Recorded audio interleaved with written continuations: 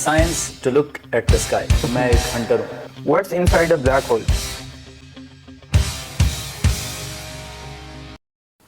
अस्सलाम वालेकुम ladies and gentleman, मेरा नाम बिलाल है और आज की हमारी पॉडकास्ट होने लगी है बड़ी ही मज़ेदार, क्योंकि आज की पॉडकास्ट कंडक्ट करा रहा हूँ मैं, नहीं मजाक कर रहा हूँ.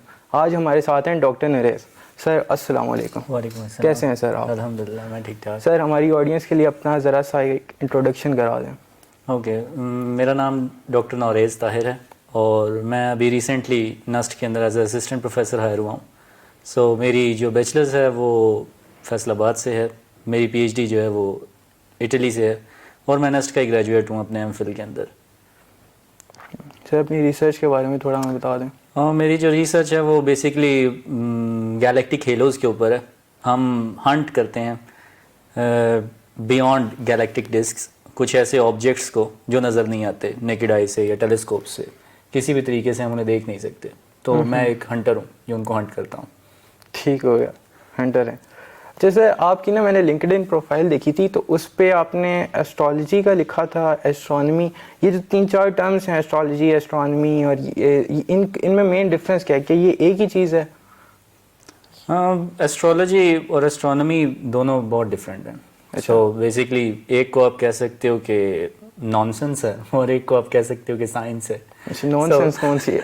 Astrology is nonsense. So people से कि बहुत सारे सेलेस्टियल ऑब्जेक्ट्स हैं स्काई के अंदर, जैसे स्टार्स हैं और प्लैनेट्स हैं, ये सारी की सारी चीज़ें, कॉन्स्टलेशंस हैं, आपकी किस्मत का हाल बता सकती हैं. हाथों की लकीरें लोग पढ़ते हैं, कुंडलियाँ जिन्हें कहते हैं. तो उन बेचारों को ये लगता है कि हम लोगों के पास ये सारी की सारी चीज़ें ना हमारी डेट ऑफ बर्थ के साथ अटैच हैं और वो हम लोगों की किस्मत को चेंज कर सकती हैं. असल में नहीं होता है. असल में ऐसा बिल्कुल नहीं, बस बातें हैं, कहानियाँ बनी हुई हैं जिसे ये जो शादियों से पहले कहते हैं जी तारे मिला लें, इस तरह कुछ नहीं. ना ऐसा कुछ नहीं होता. सब बातें हैं. सब बातें हैं, तुम अपने तारे मिला के देखना किसी के साथ. ठीक है. एस्ट्रोनॉमी क्या है फिर? एस्ट्रोनॉमी साइंस है. Science to look at the sky, heavens के अंदर जो ऑब्जेक्ट्स हैं उनको देखना, जो चमकते हैं, आपको बड़े अच्छे लगते हैं तारे रात के अंदर, हैं अंधेरे के अंदर झूमते हुए तारे. कुछ घूमते हैं, कुछ नहीं घूमते. ठीक है, कभी हम घूमते हैं तो कभी वो घूमते हैं और फिर हमारे दिमाग को घुमा देते हैं. स्पेस साइंस है. स्पेस साइंस है बेसिकली.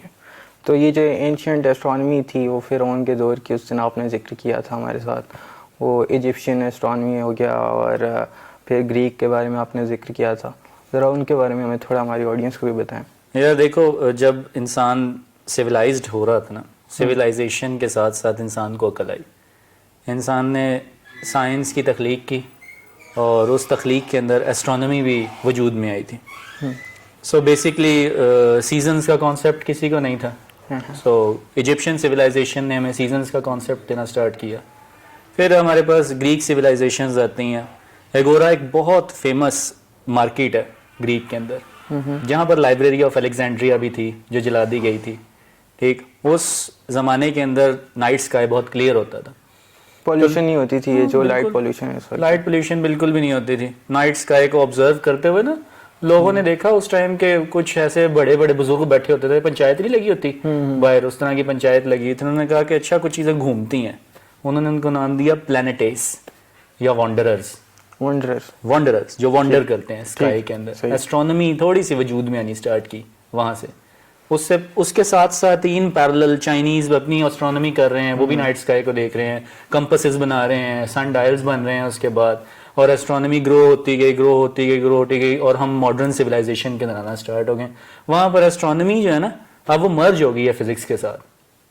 पहले अकेली एस्ट्रोनॉमी थी जिसके अंदर हमने जो है वो तमाम के तमाम ऑब्जेक्ट्स को स्काई के अंदर देखना स्टार्ट किया. तो फिजिक्स की ये डोमेन में आती है. ठीक है. उसके बाद मैथमेटिक्स उसमें आ गया, एरिस्टोटल के साथ, एरिस्टार्कस के साथ, प्लाटो के साथ. मैथमेटिक्स के बाद उसमें फिजिक्स भी आनी स्टार्ट हो गई. जब न्यूटन आया, बहुत जीनियस था वो. ठीक है, मैथमेटिक्स और फिजिक्स मिला दी तो मैकेनिक्स बनाई उसने. सो मैकेनिक्स मर्ज्ड इनटू एस्ट्रोनॉमी और एस्ट्रोफिजिक्स इमर्ज हो गई. गैलीलियो ने बहुत सारे काम किए फिर उसके अंदर. ये वो अब ग्रीक की तरफ आ गया. हाँ, ग्रीक्स की तरफ सारे के सारे अब हम चल गए. ठीक है सर. आपने जो इजिप्शियन और ग्रीक एस्ट्रोनॉमी थी पुराने ज़माने की, जहाँ से इसका ओरिजिन हुआ था, हम कहते हैं कि एस्ट्रोनॉमी का ओरिजिन यहाँ से हुआ है, इसके बारे में हमें थोड़ा बताएं कि क्या था, किस तरह? यार जब इंसान सिविलाइज्ड हो रहा था, सो उसने साइंस की तख्लीक की थी. साइंस की तख्लीक के साथ साथ इंसान को समझ आई कि कुछ चीज़ें होती हैं और कुछ चीज़ें नहीं होती हैं, किस वजह से होती हैं, क्यों होती हैं, ये इंसान ने अपने आप को सोचना स्टार्ट किया। हर सिविलाइजेशन के अंदर एस्ट्रोनॉमी डिफरेंट तरीके से इमर्ज हुई है। अब चाइनीज़ ने अपनी एस्ट्रोनॉमी की है, ग्रीक्स ने अपनी एस्ट्रोनॉमी की है, इजिप्शियंस ने अपनी एस्ट्रोनॉमी की है और मुस्लिम्स ने अपनी एस्ट्रोनॉमी की है। सो सबसे फेमस जो है वो ग्रीक्स और इजिप्शियन एस्ट्रोनॉमी है, ठीक है। अब इजिप्शियन लोग जो हैं वो नाइट स्काई को देखते हैं और सीजन्स तख्लीक करते हैं। जो ग्रीक्स हैं वो बहुत फेमस एक बाज़ार है ग्रीक के अंदर, एगोरा, उसके नाइट स्काई के अंदर बैठ कर ना साफ सुथरे आसमान को, अनपोल्यूटेड सा स्काई, ये सब भी है बाजार ये? हाँ, इस वक्त अभी तक बाजार है वहाँ पर इतनी प्यारी लाइब्रेरी थी, लाइब्रेरी ऑफ अलेक्जेंड्रिया, जिसके अंदर जो है वो साइंस की इतनी सारी किताबें थी, रिसर्च पेपर्स थे, मुस्लिम साइंसदानों का काम था, सारा जला दिया गया था। ये वो मंगोल के दौर में या क्रूसेड्स के टाइम? नहीं, ये क्या नाम है, रेनेसांस से पहले, जब क्रिश्चियनिटी बहुत अपने अरूज पे थी, उस टाइम पे इन लोगों ने साइंस वर्सेस रिलीजन स्टार्ट किए थे। और बहुत पुरानी और वहाँ पर कई लोगों की रिसर्च जला दी गई थी, लेकिन बहुत से रिसर्च बच भी गई थी। हाइपेशिया एक फीमेल साइंटिस्ट थी, ग्रीक थी, उसने जो है वो सन सेंटर्ड थ्योरी को थोड़ा सा मॉडिफाई किया था, ठीक है, उसका नाम किसी ने भी नहीं सुना होगा, तो उसको मार दिया था। फीमेल साइंटिस्ट होती थी? हाँ, उस टाइम भी फीमेल साइंटिस्ट होती, लेकिन बेचारी को पत्थर मार दिए थे, ठीक है, ग्रीक्स ने, तो इसी वजह से एस्ट्रोनॉमी इमर्ज हो गई, ठीक है। उन ग्रीक साइंसदानों ने देखा नाइट स्काई के अंदर कुछ चीजें वंडर करती हैं, ठीक है, उन्होंने उनका नाम जो है वो प्लैनेटाइज रखा था, यानी कि वॉन्डरर्स, जिसको हम इंग्लिश में वॉन्डरर कहते हैं, जो घूमते हैं, अपनी जगह चेंज कर लेते हैं। और हेवंस डिस्कवर हुए थे, ये हेवंस होते हैं, ये वॉन्डरर्स होते हैं, ये सारी की सारी टर्मिनोलॉजीज आई थी। आगे चलते जाएं तो हम लोगों के पास एस्ट्रोनॉमी इमर्ज हो जाती है। इमर्ज कैसे हो जाती है? एस्ट्रोनॉमी के साथ जो है वो मैथमेटिक्स जुड़ जाता है, ज्योमेट्री आ जाती है, लोगों की थ्योरीज बदल जाती हैं। वो अब न्यूटन वाला दौर आ गया, अरिस्टोटल वाला दौर आ गया। अरिस्टोटल कहता है जी अर्थ सेंटर में है, बाकी तमाम चीजें उसके इर्द गिर्द घूम रही हैं। अरिस्टार्कस जो है वो उसका उस्ताद है, वो आता है और वो कहता है नहीं यार, सन सेंटर्ड थ्योरी है, सन के इर्द गिर्द सब चीजें घूम रही हैं। इन पैरेलल इब्नुल हैशम भी वहां पर होते हैं, जिसका नाम भी नहीं सुना होगा किसी ने, कि सन सेंटर्ड थ्योरी दी है उसने, ठीक है। इन दो लोगों ने, लेकिन इन दो लोगों का काम दब गया था, क्योंकि साइंस वर्सेस रिलीजन था, ठीक है, और लोग लड़ बढ़ रहे थे। और जो एरिस्टोटल की थ्योरीज थी वो ज्यादा पुख्ता मानी जाती थी उस टाइम, तो एरिस्टोटल की थ्योरीज चलती गई, ठीक है। वक्त के साथ साथ इवॉल्व होनी शुरू हो गई और न्यूटन आ जाता है। न्यूटन मैकेनिक्स इंट्रोड्यूस करवाता है, फिजिक्स और मैथमेटिक्स का मर्जर, कैलकुलस, मैथमेटिक्स, ये सारी की सारी चीज़ें उसने मिला दी। मिलाने के बाद एस्ट्रोफिजिक्स निकालता है वो, लॉ ऑफ ग्रेविटेशन के नाम से, ठीक है। लॉ ऑफ ग्रेविटेशन एस्ट्रोफिजिक्स के अंदर पहली इमर्जेंस है। उसके बाद टेलीस्कोप्स डेवलप होती हैं गैलीलियो के हाथों, ठीक है। उसी का एक एम्प्लॉय होता है टाइको ब्राहे, वो आ जाता है। उसी का एक स्टूडेंट होता है केपलर, वो आ जाता है। केपलर इलिप्टिकल ऑर्बिट्स डिस्कवर कर देता है, टाइको ब्राहे ऑब्जर्वेटरीज बनाना शुरू कर देता है। जो हम बचपन से गोल गोल घूमते हैं और फिर अभी यूनी में आके पता चले गोल तो घूमते ही नहीं है, तो इलिप्टिकल ऑर्बिट्स हैं। वो हम भी यही सोचते थे कि यार ये जो वेदर है इसको कैसे अफेक्ट कर रहा है, मतलब अर्थ के साथ डिस्टेंस अगर उसका सेम है, एक सर्कुलर ऑर्बिट है, तो उसको जिधर भी जाएगा अर्थ, और उसका डिस्टेंस तो सेम है ना सूरज से, तो धूप तो उतनी आनी है, गर्मी तो उतनी आनी है, वेदर कैसे चेंज हो रहा है, ये फिर अभी यूनी में आके हमें पता चला इलिप्टिकल ऑर्बिट्स का है। इलिप्टिकल ऑर्बिट्स भी हैं और स्पिन भी करता है ना अर्थ, तो जब अर्थ इलिप्टिकल ऑर्बिट में स्पिन भी करेगा तो वो कभी सूरज के करीब आ जाता है वो एरिया, कभी सूरज से दूर चला जाता है। तो साल जो न्यू ईयर आता है ना, उसमें अर्थ एक रोटेशन अपनी कवर करता है अराउंड द सन, और हम उसी को मना रहे होते हैं कि यार अर्थ ने एक रोटेशन कवर कर लिया अराउंड द सन। तो वो एक साल के अंदर 4 सीजन्स हम लोगों को मिलते हैं किसी तरीके से, कभी कभार 4 से ज़्यादा सीजन्स मिल जाते हैं। तो सूरज से दूर होना, सूरज से करीब होना, हम लोगों को गर्मी सर्दी बर्दाश्त करनी पड़ती है, ठीक है। और फिर ग्लोबल वार्मिंग भी हम लोग कर रहे हैं बेचारे, माहौलियाती आलूदगी पैदा करके। ऐसे ही है।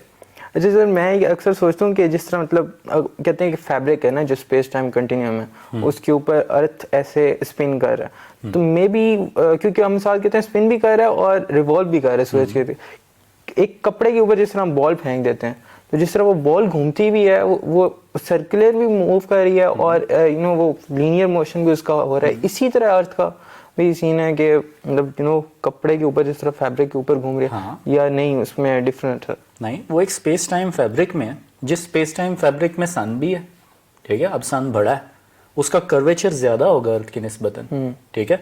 तो अर्थ जो है वो सन के उस कर्वेचर के अंदर फंसी हुई है, और अर्थ का अपना कर्वेचर है, और उसके कर्वेचर में मून फंसा हुआ है, ठीक है। फिर उसके अलावा और प्लैनेट्स हैं, जुपिटर है, मार्स है, ये तमाम के तमाम प्लैनेट्स हैं, उनके भी मून्स उनके कर्वेचर्स में मूव है। तो everything is balanced, her cheese balance है, कोई एक दूसरे के इतनी ज़्यादा जल्दी करीब नहीं आ सकती। हाँ, करीब आ सकती हैं, टकराव भी हो सकता है, जैसे एवोल्यूशन के टाइम पे हुआ था, जब सोलर सिस्टम इवॉल्व हो रहा था, काफ़ी सारी चीज़ें एक दूसरे के करीब आकर टकरानी शुरू कर दी।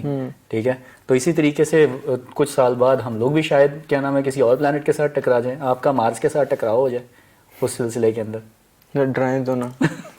डराने की बात सही आती है कि अक्सर कहते हैं कि जो सन है it will eventually die and become a black hole. Like हर स्टार जो है वो जब मरता है तो एक ब्लैक होल पैदा होता है। तो क्या ये पॉसिबल है वाकई में एक टाइम आएगा ऐसा कि सूरज जो है हमारा इट वुड डाई? हाँ, सन इज़ अ स्टार, सन सितारा है, और एक वक्त आएगा जब सितारा ख़त्म हो जाएगा, और वो पता नहीं आपके पोते पोतियाँ, उनके भी पोते पोतियाँ, उनके भी पोते पोतियाँ उस चीज़ को देखेंगे। वो बिलियंस ऑफ ईयर्स हैं। अगर कैलकुलेशन राइट है तो 60 बिलियन साल बाद सन अपने आप को ब्लैक होल बनाएगा। क्यों बनाएगा? देखो, सितारे का एक फ्यूल होता है, जब भी किसी चीज़ का फ्यूल ख़त्म हो रहा होता है ना सितारे का, तो ग्रेविटी बड़ी जालिम है, वो उसको दबाती रहती है और वो अपना फ्यूल इजेक्ट करता रहता है। अब वो फ्यूल बैलेंस करता है ग्रेविटेशनल फोर्स को। जब सन के पास वो फ्यूल खत्म हो गया, ग्रेविटेशनल फोर्स ने कुछ नहीं देखना, आओ देखना ना था, उसको अंदर ठप, चलो जी, वो ब्लैक होल बन जाएगा, और आप अपने जो है वो मदार से शूट भी कर सकते हैं, आप उस ब्लैक होल के अंदर भी जा सकते हैं। क्या होगा वो डिपेंड करेगा आपकी ओरिएंटेशन के ऊपर, आप उस टाइम किस जगह पे मौजूद हैं। तो मे भी जितने भी ये ब्लैक होल्स अभी डिस्कवर हुए हैं, क्या पता यहाँ पे पहले कोई सिविलाइजेशन या कोई ह्यूमन बींग्स के अलावा कोई और लोग रहते हैं, और वो जो है एक पूरा सोलर सिस्टम हो वहाँ पर भी पहले से। यार सोलर सिस्टम तो काफ़ी सारे हैं, और भी बहुत हैं, नहीं जहाँ पर इनहैबिट करती होगी हाँ, लिविंग थिंग। हो सकता है वहाँ पर पहले एक नया एक बहुत पुराना सोलर सिस्टम हो। ठीक है, वो कुछ अरसे बाद वो ही सितारा छोटा सा एक ब्लैक होल बन गया, और उसके इर्द गिर्द का सोलर सिस्टम डिस्टॉर्ट हो गया। लेकिन अब वो सितारा जब मरेगा तो वो डिफरेंट टाइप का ब्लैक होल बनाएगा। गैलेक्सीज ऐसे ही बनती हैं, बहुत बड़ा सितारा मर गया, सुपर मैसिव ब्लैक होल बनाएगा, उसके इर्द गिर्द बहुत सारे और प्लैनेट्स और ये सारी की सारी चीज़ें घूमना शुरू कर देंगी, गैलेक्सी वजूद में आएगी। ठीक है, और ये सारी की सारी चीज़ें चलती रहेंगी, और मेरी नज़र में एलियंस एग्जिस्ट करते हैं। आप कहते हैं बस एग्जिस्ट करते हैं। अभी कोई सिग्नल्स वगैरह इस तरह की आपको लगता है कि या आपको पता है इस तरह का आया हो हमें, जिस तरह हम भेजते हैं यूजुअली सिग्नल्स नासा की तरफ से जाते हैं, तो हमने कभी क्यों नहीं रिसीव किया इस तरह का सिग्नल? जहाँ तक हमारी रेडियो टेलीस्कोप्स या इस तरह की चीज़ों की रेंज है ना, वहाँ तक हमें अभी तक बैक सिग्नल किसी से नहीं मिला, उससे बियॉन्ड हम जा नहीं सके। ठीक है, हम लोग जा सकते हैं गैलेक्टिक डिस्क के 60 लाइट ईयर्स तक, उससे बाहर आप जा नहीं सकते। 60 लाइट ईयर्स, 60 लाइट ईयर्स अपनी मिल्की वे के अंदर। वो एक्सेस से बात याद आती है कि मतलब हम इतने दूर जा नहीं सकते। तो ये जो टेलीपोर्टेशन का कॉन्सेप्ट है, वर्म होल का एक थ्योरेटिकल कॉन्सेप्ट है, तो वर्म होल और ब्लैक होल को लोग आपस में कंफ्यूज कर देते हैं, हालांकि दोनों बहुत डिफरेंट चीज़ें हैं। इनको थोड़ा बताएं कि क्योंकि बेसिकली तो ग्रेविटी उसको वार्प कर रही है ना स्पेस को, तो इन दोनों में क्या डिफरेंस है? यार वर्म होल्स का कॉन्सेप्ट जो है ना, आपको इंटरस्टेलर में इतना अच्छा वो प्यारे तरीके से समझाता है। एक पेज लेकर ना उसको यूं पलट देता है, ठीक है, और उसके दरमियान में पेंसिल घुसा के कहता है ये देखो रास्ता बन गया स्पेस टाइम के अंदर। अब एक फैब्रिक ऑफ स्पेस टाइम है, सीधा पेज, ठीक है, और उसके इस पॉइंट से लेकर इस पॉइंट तक जाने में आपको बड़ा टाइम लगेगा। ठीक, क्या करता होता है कि हम लोगों के पास वो फैब्रिक ऑफ स्पेस टाइम किसी वजह से कर्व हो जाता है। ठीक है, अब आप इस पॉइंट से इस पॉइंट तक दोबारा जा सकते हो, अब आपको घूम के जाने की जरूरत नहीं है, आप दरमियान में एक और रास्ता बना सकते हो, उसको वर्म होल कहते हैं। Black holes are way different. Black holes dead stars हैं, उनके सेंटर में क्या है किसी को नहीं पता, उसके इर्द गिर्द क्या है हम देख सकते हैं, उसके अंदर से क्या निकल रहा है वो भी हम देख सकते हैं। इवन के ब्लैक होल की भी इतनी अच्छी मॉडलिंग हमने की थी, तस्वीरें खींची थी, मॉडल भी बन गया था वो। ठीक है, तो अब आपको लगता है वो सही इन्होंने प्रेडिक्ट किया है जो भी मॉडल बनाया? हाँ बिल्कुल बिल्कुल सही मॉडल प्रेडिक्ट किया है। सेजिटेरियस ए हम देख चुके हैं, M87 गैलेक्सी का ब्लैक होल हमने देखा है। ठीक है, बड़े ब्लर इमेजेस हैं, लेकिन अगर उसको कंपेयर करो इंटरस्टेलर के ब्लैक होल के साथ, जो विजुअल इफेक्ट से बनाया हुआ है, सेम दिखते हैं दोनों।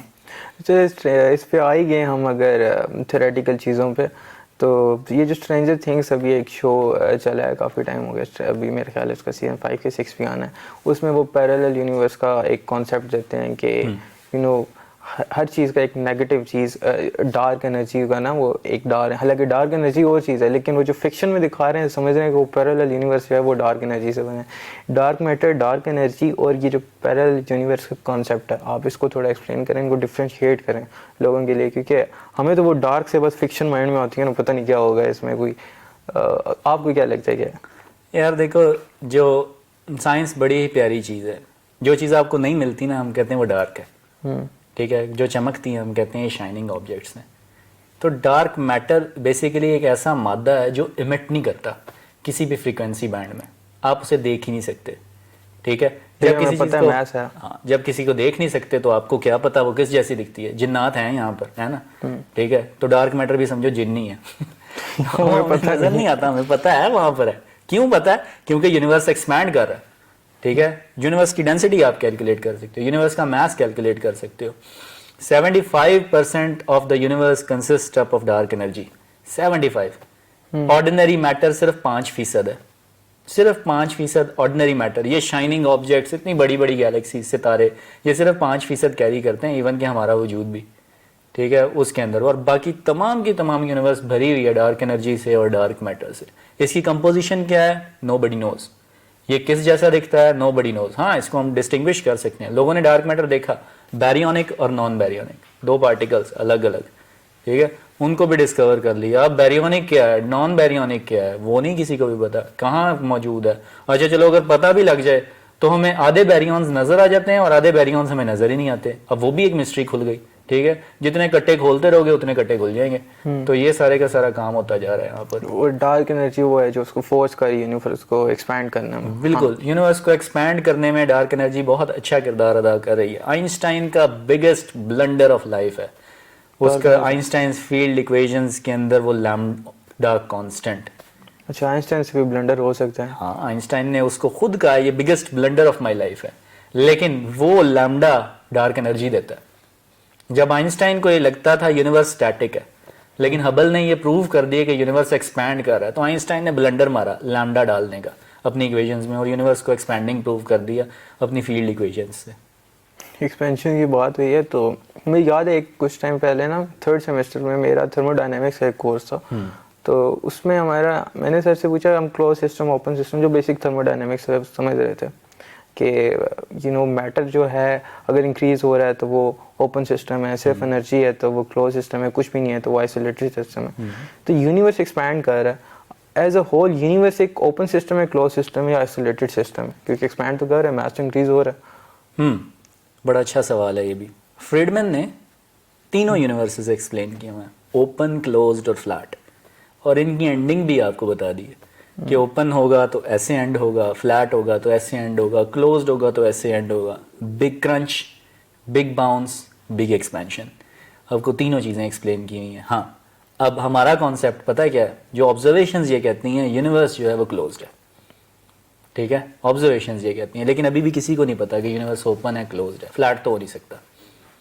फ्लैट के कॉन्सेप्ट के ऊपर काफ़ी सारी चीज़ें आना शुरू हो जाती हैं। जवाब तो हमारे पास भी नहीं है अभी इसका। अभी इन चीज़ों का जवाब नहीं है, ये क्वेश्चन मार्क्स हैं हमारी, क्या नाम है, एस्ट्रोफिजिक्स, कॉस्मोलॉजी, इन सब चीज़ों के अंदर, एस्ट्रोपार्टिकल फिजिक्स के अंदर बहुत बड़े बड़े क्वेश्चन मार्क्स हैं अभी भी। अभी हम इसके आगे रैपिड फायर पे चलेंगे, लेकिन उससे पहले मेरा एक सवाल है, क्योंकि मैं खुद एक मटेरियल साइंस का स्टूडेंट हूँ और मैं एस्ट्रोनॉमी की तरफ आना चाहता हूँ।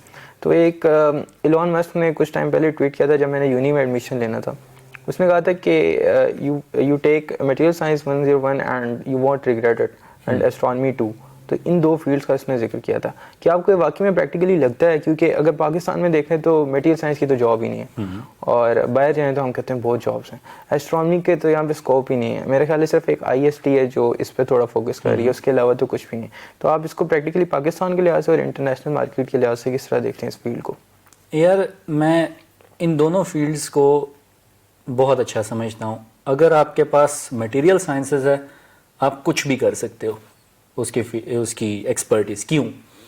हमारा जो मेन गोल है ना, और इलॉन मस्क का मेन गोल है, he want to hunt life beyond earth के बियॉन्ड। दूसरा उसका सबसे मेन मकसद जो है वो हमारी इस तमाम की तमाम सिविलाइजेशन को किसी तरीके से मार्स पे लेके जाना है। ठीक है, अब मार्स के ऊपर ले जाने के लिए उसको मटेरियल साइंसेज की एक्सपर्टीज चाहिए। क्यों? क्योंकि उसको ऐसे वहाँ पर वो साइलोज बनाने हैं जिसके अंदर लोग रह सकेंगे, उस इन्वायरमेंट को क्रिएट करना, नए मटेरियल्स उसे चाहिए किसी तरीके से। तो मटेरियल साइंसेज की थोड़ी बहुत जो है वो आपको इंफॉर्मेशन होगी तो आप ये सब कुछ कर पाओगे। एस्ट्रोनॉमी क्यों चाहिए उस काम के लिए? एस्ट्रोनॉमी इसलिए चाहिए क्योंकि आपने मार्स पे जाना वो है, basic है। ठीक है। तो एस्ट्रोनॉमी भी आ गई, मटेरियल साइंस से आप चीज़ें भी बनाना शुरू हो गए, और आपको पता है आपने उठ के उधर से उधर जाना है, जिस जगह के बारे में भी आपको पता है, और उसमें रहने का तो आपको सलीका भी आना चाहिए कि किस तरीके से रहना है वहाँ पर आपने। वैसे ये तो कि कैप ही है ना कि हम सारी ह्यूमैनिटी को उठा के वहाँ पे लेके जाएंगे, जो ऊपर ऊपर के होंगे उनको टॉप टियर लोग उनको ले जाएंगे, हम लोगों ने यहाँ पे ही रहना है। हमने इधर ही रहना है, हमने पता नहीं किधर हमें कीड़े खा रहे होने उस टाइम पे। चलें सर, फिर ये हो गया, रैपिड फायर की तरफ चलते हैं। सवाल मैं आपसे पूछूंगा, आपने ना दोनों में से एक चूज करना। Would you rather send flat earther to mental asylum और someone who claims to be time traveller? Flat earther. Why? क्योंकि फ्लैट अर्थ तो है ही नहीं साहब, मून पे जाके आप देख चुके हो। टाइम ट्रैवल कौन सा है? टाइम ट्रैवल एक अच्छा कॉन्सेप्ट है, बहुत अच्छा कॉन्सेप्ट है। आपको लगता है पॉसिबल है? बिल्कुल पॉसिबल है। टाइम ट्रैवल जा के सकते लिए हैं, पास्ट में कैसे जाएंगे आप? फ्यूचर की तो चल समझ आती है, आप किसी लाइट मैं अभी आपको पास्ट जो है वो दिखा देता हूँ आपका। आप कभी किसी भी प्लैनेट को देखना, वो आपका पास्ट है।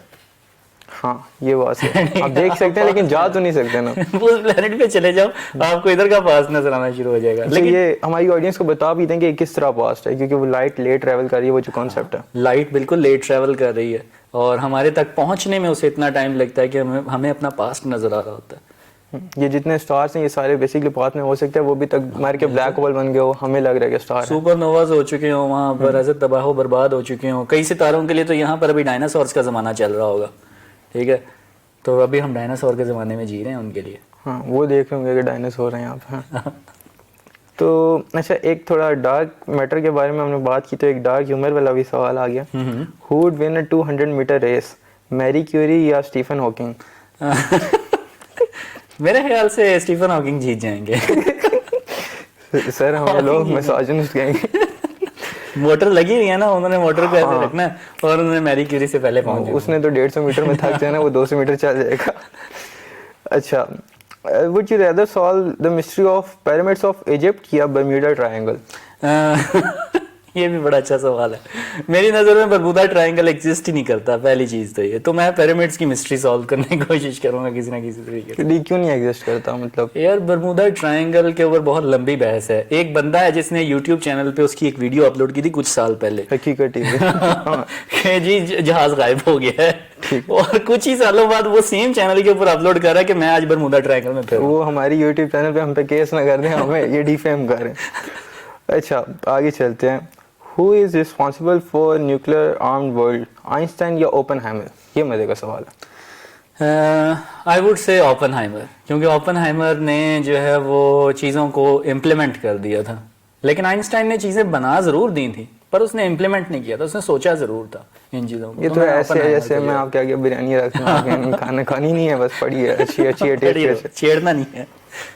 अच्छा, who has been more influential in revolutionizing the field of physics, Newton या निकोला टेस्ला? हाँ, दोनों अपनी अपनी जगह पे रेवोल्यूशनाइज करने में बहुत अच्छे हैं, बहुत ज़्यादा अच्छे हैं। निकोलस टेस्ला इंजीनियरिंग को बहुत अच्छे तरीके से जोड़ता है फिजिक्स के साथ। न्यूटन बहुत अच्छे तरीके से मैथमेटिक्स को जोड़ता है फिजिक्स के साथ। तो मैं इन दोनों में से किसी को कंपेयर नहीं कर सकता। दोनों बाप हैं फिजिक्स के, ठीक है। दोनों जो हैं वो ओवर हैं। चलें, मतलब इधर आगे टाई हो गया हमारा। अच्छा आखिरी बात मुझे ये बताएं, इसके बाद हम जो हमारे सोशल मीडिया के क्वेश्चन हैं उन तक चलते हैं। जो थॉमस एडिसन है, वाज ही अ साइंटिस्ट और was he a copy cat? Because कहते हैं कि लाइट बल्ब भी उसने नहीं बनाया, तो उसने किया ही क्या फिर पीछे? यार देखो, आपको काफी सारी चीजें जो है ना कंट्रोवर्शियल सवाल कर दिए, कंट्रोवर्शियल मिलेंगी। थॉमस एडिसन के लिए बहुत से लोग ये कहते हैं कि उसने बल्ब बनाया, और बहुत से लोग ये कहते हैं कि बल्ब नहीं बनाया। अब मैं इस चीज पे बिलीव करता हूँ कि अगर उसने बल्ब बनाया, मैं इस चीज पे बिलीव, मैं उसका बिलीवर हूँ कि उसने बल्ब बनाया, तो उसने बहुत अच्छा काम किया। लेकिन कई लोग उसको क्रिटिसाइज भी करेंगे, कुछ लोग आपको अच्छा समझ बनाया तो अच्छा किया, नहीं बनाया तो नहीं किया। हमें क्या, हमने तो बल्ब यूज करना है। अच्छा, कुछ अब सोशल मीडिया की तरफ से हमारे पास सवाल आए हैं सर। पहला सवाल है मारिया मुस्तफ़ा की तरफ से। What's the concept of black hole? देखें ये तो हमने पहले डिस्कस कर लिया, ब्लैक होल क्या, काफ़ी लंबी हो गई है।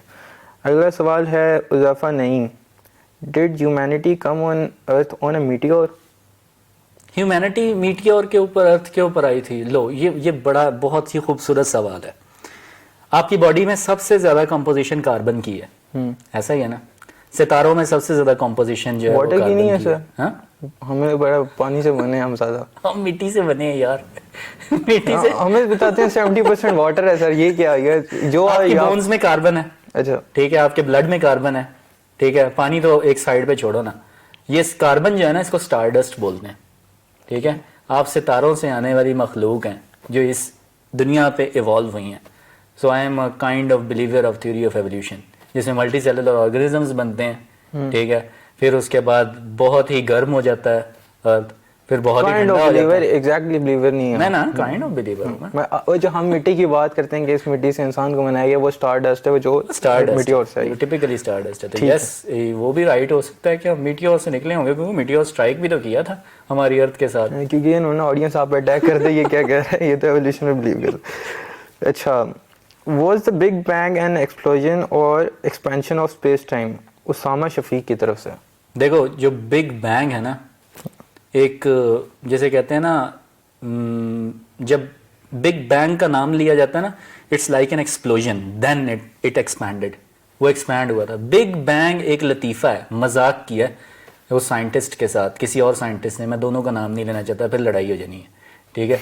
तो कुछ लोग बिग बैंग पे यकीन करते हैं कुछ लोग बिग बैंग पे यकीन करते हैं, कुछ लोग नहीं करते, ठीक है। जो लोग यकीन करते हैं ना, वो ना यकीन करने वालों के लतीफ़े को अपना नाम देते हैं बिग बैंग।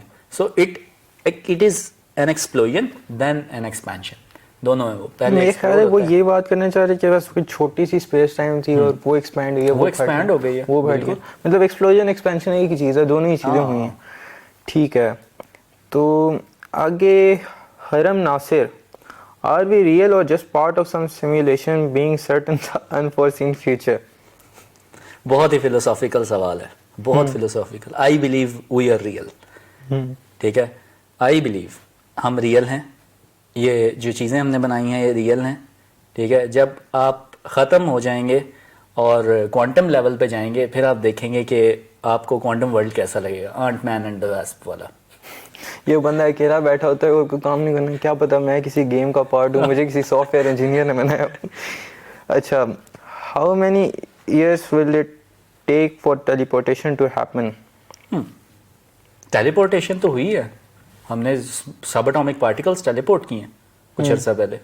सो सब एटॉमिक पार्टिकल्स के लिए टेलीपोर्टेशन पॉसिबल है। पार्टिकल एक्सेलरेटर के अंदर आप टेलीपोर्ट कर सकते हो पार्टिकल्स को, टाइम डायलेशन हो जाएगी। नहीं, अगर मैथ ज़्यादा हो तो वो तो वेपराइज हो जाएगा ना। वे वेपराइज हो जाएगा। उस चीज़ को होने के लिए वेट करो, बहुत वेट करो अभी। क्या बता, हमें तो पहले लगता था इंसान उड़ भी नहीं सकता, 50 साल बाद हम लोग टेलीपोर्ट हो रहे हूँ। बिल्कुल, ऐसे भी हो सकता है, ऐसा भी हो सकता है। ठीक है, is time travel already happening? किधर, ये क्या सवाल है?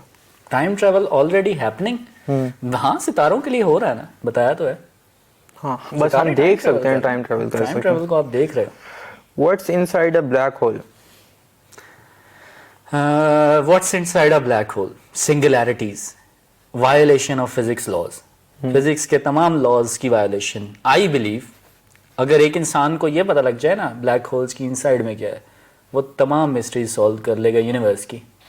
क्या मिस्ट्री सॉल्व कर लेगा, कितनी डायमेंशंस लोग सोच रहे हैं कि कितनी डायमेंशन है, 4 से ज़्यादा भी हो सकती हैं, कम भी हो सकती हैं। क्या पता ये डार्क मैटर है, ये भी किसी और डायमेंशन के अंदर एग्जिस्ट कर शायद रहा वो हो। डार्क मैटर भी निकाल रहा हो, वो डार्क मैटर का हिस्सा हो। लेकिन ब्लैक होल्स डार्क मैटर के अंदर कंट्रीब्यूट नहीं करते, ये लोग रिसर्च कर चुके हैं। लेकिन इनसाइड अ ब्लैक होल क्या है, ये जान लोगे तो आपको काफ़ी सारी यूनिवर्स के लॉज और फिजिक्स के लॉज वायलेट होते नजर आएंगे, तो आप कई मिस्ट्री सॉल्व करना स्टार्ट कर दोगे। ठीक है। अच्छा, अगला सवाल है अहमद फरूख के नाम से, what's the difference between astronomy and astrophysics? अच्छा हाँ, ये सवाल भी हमने सबसे पहले यही सवाल सबसे किया। पहले यही चीज़ डिस्कस की है। If space acts like a rubber sheet and sun bends that sheet, then is there any gravitational field down in the space that bends the space sheet? Please clarify. नहीं, फैब्रिक ऑफ स्पेस टाइम उस मास की वजह से bend हो रहा है। कौन सी चीज को नीचे खींच रही होगी? कोई भी नहीं, वो उसका मास है जो उस फैब्रिक ऑफ स्पेस टाइम को बेंड कर रहा है। खैर कोई फैब्रिक को भी नीचे से खींच रहा पहले ही किसी ने खींचा हुआ नीचे कपड़ा, उसके अंदर बॉल फेंक दी हमने कोई। ठीक है।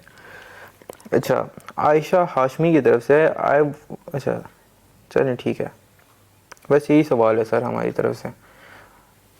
ओके बस बस बहुत बहुत शुक्रिया सर आपके टाइम का हमारे लिए नहीं, और thank हमारी you so ऑडियंस के लिए। Thank you for inviting me, thank you.